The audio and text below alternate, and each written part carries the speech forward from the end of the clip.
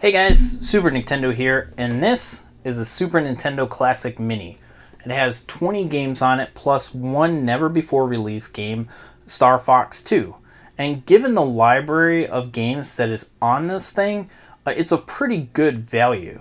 So, in my last video of Retronomics, I discussed how the Super Nintendo Classic might have an impact on specific games for the Super Nintendo.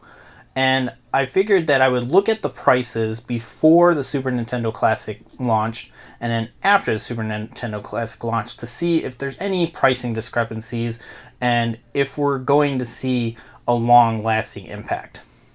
So I'm not going to go over all 20 of the game prices to see if they've changed, but if you added them all together in July, the total price, if you were to buy all these games physically loose, would be about $740. And that doesn't include buying a Super Nintendo plus a controller either. So you want to add maybe about $50 to $60 on top of that. So an $800 value is packed into a small miniature Super Nintendo that you can also play on HD TV. It's a pretty good deal. So let's just take a look at the top 5 most expensive Super Nintendo games on the Super Nintendo Classic. So first you have Earthbound. Earthbound in July was about $160.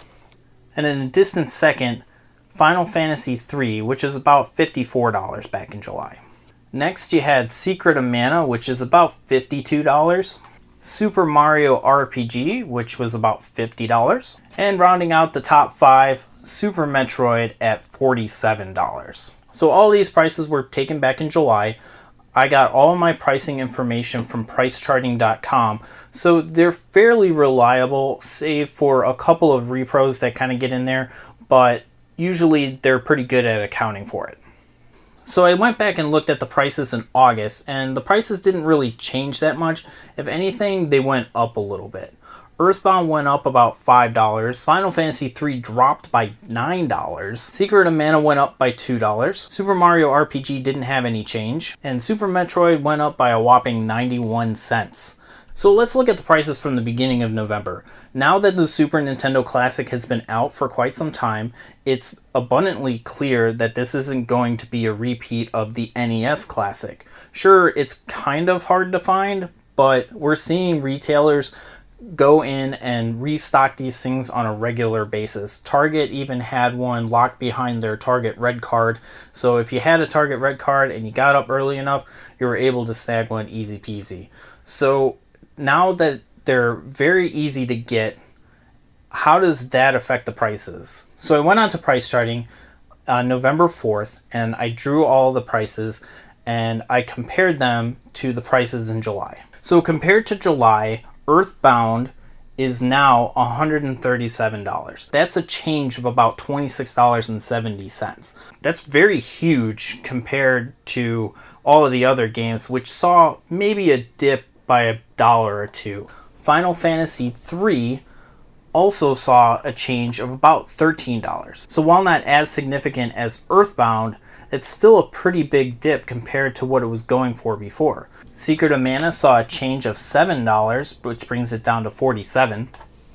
Super Mario RPG dropped $9 to bring it down to $41. And Super Metroid dropped about $7.58 to bring it down to less than $40.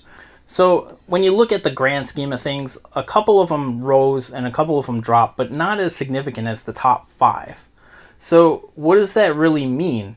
Well, it means that if you're a physical collector, now has been the greatest time to buy these games because the prices are dropping, and while time will tell to see if these will continue to drop, it definitely makes a great case for the Super Nintendo Classic.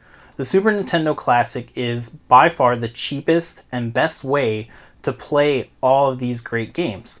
So if you're a hardcore collector and you're seeing Earthbound drop down to $135 back from when it used to be $200 a couple of years ago, you're probably, if you haven't already, going to pick up Earthbound. Or if you're an investor who really wants to keep the maximum value, you're going to try to sell this game as soon as possible.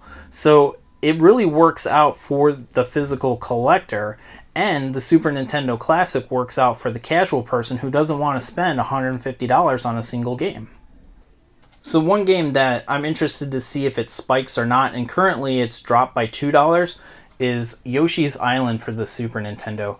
Now, the game is abundant. However, this does use the FX2 chip, which is used for Star Fox 2 repos. So, given that knowledge, it's really interesting to see if Super Mario World 2 Yoshi's Island will continue to drop, or eventually will it get more expensive because people want to make Star Fox 2 reproductions. So that's my market analysis for the Super Nintendo Classic and how it affects their physical counterparts. I'll probably look at this again in 6 months to see if the trend continues. It'll be really interesting to see if Earthbound drops below $100.